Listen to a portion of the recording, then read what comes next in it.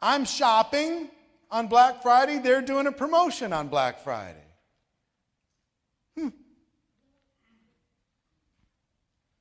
Here's how I know somebody's in the 19. You want to know how you can figure it out? Because they don't wear special clothes, but they do special things. Here's how you find out. Next, please. Blame. Next. Justification. Next. Complaining. You talk to somebody in your group, and if it starts coming out of their mouth, yes, but this, yes, but that, oh, but you don't understand, I just had this thing, I couldn't get a sitter, justify, justify, justify. My upline wouldn't help me, I couldn't find anybody for a three-way call, blame, blame, blame. Well, if the company would just open up in this other market, or if they'd improve this product, or if they'd change this price point, complain, complain, complain. The people on the top end of that curve, the 1 out of the 20, they're pretty quiet when it comes to that stuff. They're too busy working to be complaining. So if you find yourself, but hey, somebody's got to complain, otherwise nothing gets changed. Justify, justify, justify. Let it go.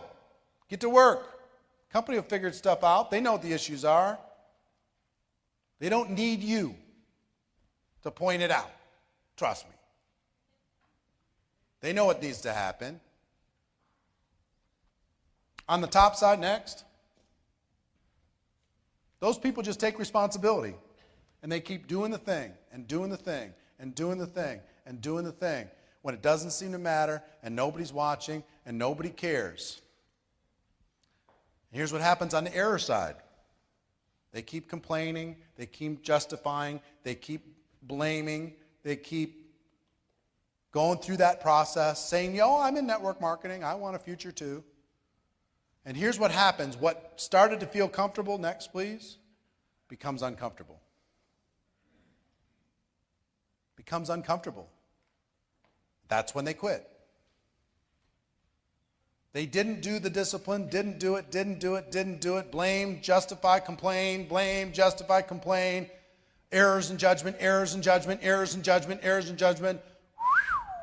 They fall off the face of the earth and they're done, they quit. But when they quit, they're very good at justifying it because they reach out to the other people in their circle of friends who are in the 19, and they say, well, what do you think happened? And the rest of the 19 say, it's not your fault. We're thinking of quitting too. You can only do so much. We gave it everything we had, didn't we?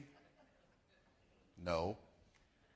You went to the beach. You went to the movies. You went to do everything necessary to avoid doing the work and following the disciplines. Or maybe you did the disciplines for a few minutes and then you lost faith. Because here's the thing. The saddest thing in the world in network marketing? See where the green drops are? A person goes that far doing the disciplines and they don't see that big a difference between them and the failures. And they say, enough, I'm not doing the disciplines anymore. This is crazy. And they give up there. And they join the 19. And they say, you know what, you're right. When they're a few disciplines away, a few steps away from freedom, that's the biggest heartbreak in network marketing. See, some people say the formula for success in network marketing is to never quit. Not true. You could stay on that failure line, not quit, and still fail. You have to stay in the game. That's the only thing that'll guarantee that you don't succeed is if you quit. But to succeed, you must commit to the little disciplines practiced every day to be able to create a future for yourself, because what was comfortable with the errors became uncomfortable. Next, here's what happens to the other side. What was uncomfortable becomes comfortable. My $1 million earner friends would tell you that's true. My 6-figure earner friends in the room would tell you, you know what, that's right. It was lonely, it was lonely, it was lonely. I had to find some other other people on the discipline side that would give me some encouragement and be my friend and tell me that I'm on my right path. I had to surround myself with the right people, but now my life's good. Lifestyle isn't on automatic, kick out if your programming has some flaws in it. So you got to think about all these things all the time, okay? The reason why I'm saying this at the beginning is we're going to spend a lot of time on activity this weekend. What I want you to understand is this stuff is going to have a bigger impact than you think on your 2013. Next, please. Your lifestyle is a choice. Next, please. Programming leads to your lifestyle. Next, please.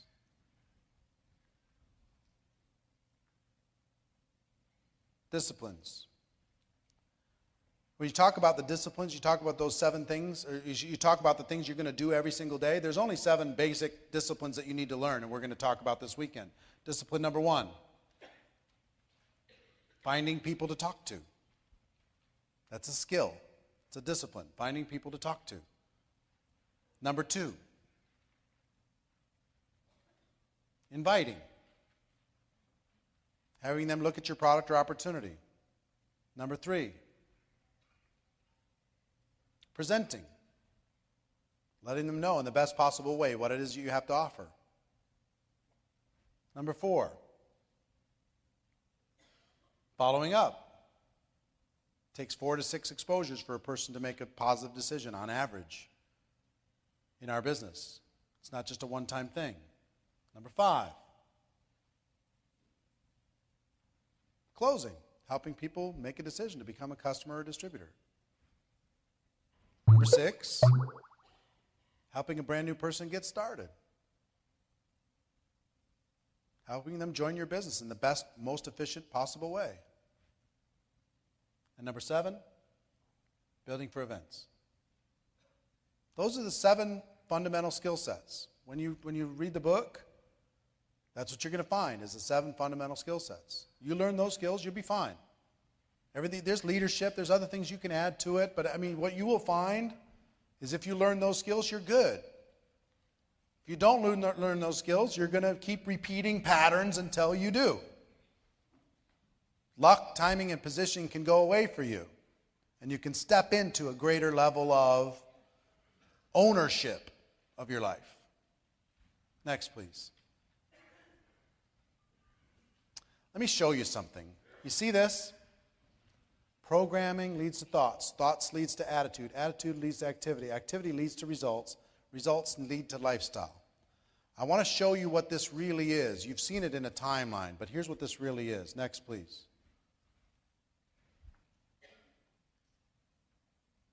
This is really a tree. This is how you grow your life. The lifestyle is the leaves, and the branches are the results, and the activity is the foundation. But what do you need in order for this to stand? Next, please.